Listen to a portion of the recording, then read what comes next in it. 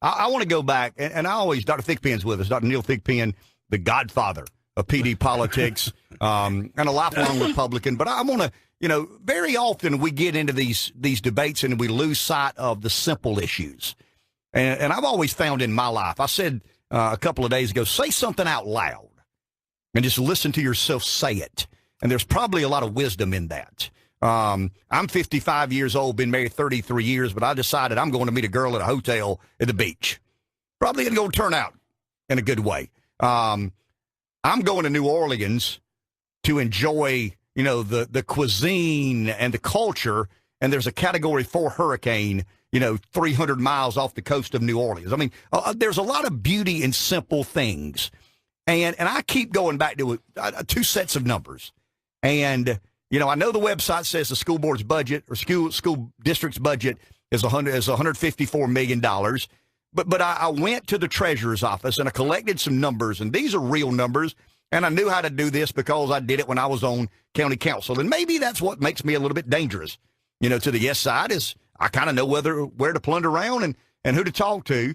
And I found out that the county collected and dispersed $73,706,123 for the district's operating funds. They dispersed $13,032,135 for the district's debt service payments.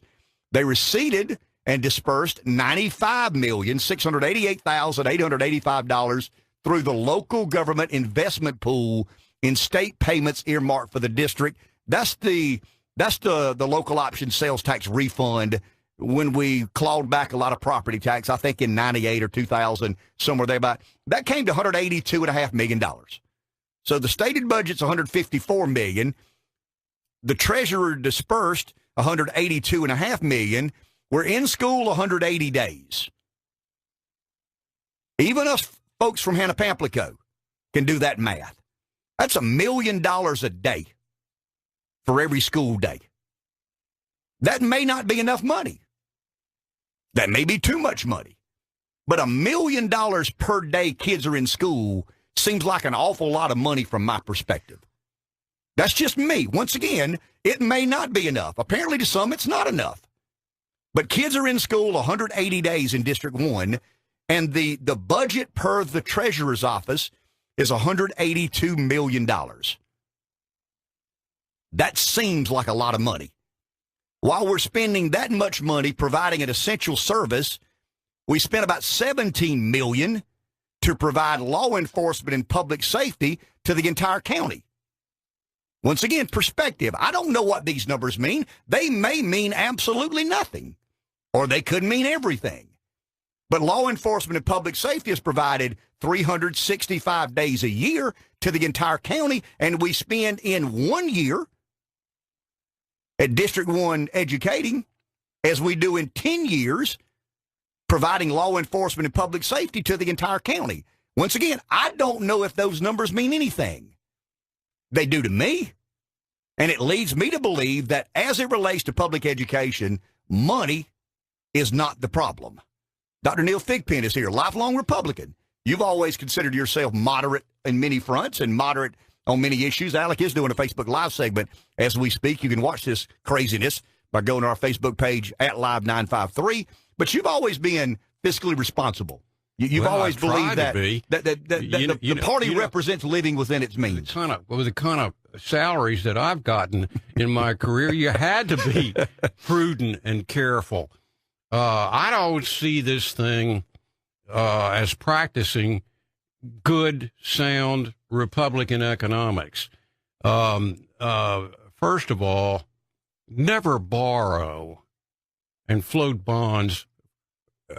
For example, with this present situation, that go beyond what you need to fix your problems, get those kids out of those trailers and one thing or another, and then still have a little bit of money left in the bank.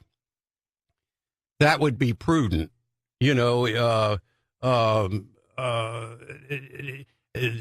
other thing that bothers me is the size of this tax increase. I think they've gone far beyond, what they need to borrow. as I say, to fix these problems, situations, and still have some money in the bank. You know, pay as you go is what the average citizen has had to do his entire life. The other thing that bothers me is that I get a little uncomfortable when I see government wanting to stockpile money. You know, and that's what they're attempting to do here. Everybody's saying, "Well, I voted for every time." Since 1971, when I first moved here to take my job out at the college, I have voted for every property tax increase for the schools. Sometimes they passed, sometimes they didn't. This is the first one that I think it's almost outrageous, you know, and I think the amount of money that they want,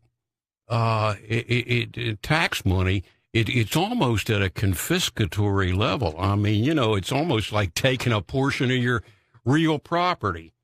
Your letter to the morning news was, one thing I give you great credit. You know, you weren't shrill in your letter. What you did is it was kind of an old Joe Friday. Just the facts, ma'am. Just the facts. One of the things that decided me against it, because I was kind of on the fence. I knew you were. I could tell you were. You know, but I didn't know until that scale was put in the newspaper, last Sunday, that this thing affected personal property. I had no idea. In other words, that's car taxes, boat taxes, motorcycle taxes, and all of these kinds of things. And, you know, I just had to buy a new car. And you know how cheap not cheap, but I try to be reasonable. You're frugal. And my wife was driving around in an old Buick, you know, that was like 1997. And it didn't have that many miles on it, but, you know, the thing was parts were beginning to fly off it and all. And I got concerned about her out on the road.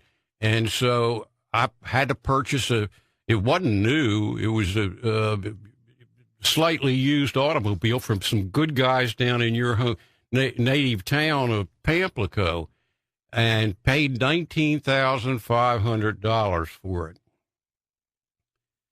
Anyway, to get it on the books properly, I had to go down to the courthouse, and I paid them almost $500. You know how if you got a fairly new automobile, they're going to be sky high, and then they decrease a little bit as the vehicle is devalued over time. Anyway, what this thing would do is cost me another $40 on top of that $500 practically, and that was what decided me. You know, this thing, they've gotten into every nook and cranny, trying to grab every penny that they can. Now, let me say, the pros, the Vote Yes people, have run a textbook campaign. You know, I mean, it well-funded. You know, they got outdoor flashing advertisement, and I haven't seen any direct mail, and all this kind of thing. But it's a professionally run. You know, some of the people working in the campaign are paid or salaried, and they've got they're running a professional phone bank. In other words, what you do with that is, if phone canvas, what you do is about 2.5 weeks out, keying off a big letter to the editor, or Yeah, I mean, the morning news has flashed all this stuff across the banner above the fold, taking a position of, oh, this is good for the community and one thing or another. Then you begin your phone bank and you identify the people who are for it. Then what you do is you discard everybody else, and figuring it's going to be a low turnout, then you come back, and within the last day and a half, you get your callbacks to the people. And, so they've run and are running a much more organized effort. Organized, well-funded. I was asking you, where's the money come from? I was wondering if the thing came out of school board coffers. I don't think that. I don't think that's the case. You say no. I think it's private money that is funding a campaign, which is perfectly legal and appropriate in a matter like this. Let's do this. Let me tell you, if it's going to get beat, let me tell you who's going to whip it. Is the Kane, Crutch, and Cadillac vote. The old-timers, the people who have worked hard to pay off the mortgages on their houses, got things settled, and are reasonably comfortable in their lives. Bingo. You're going to come in with almost a confiscatory raise on property taxes, and, you're going to send these people to the welfare rolls. Let's take a break. We'll be back in a minute. CBE is our sponsor, CBESC.com.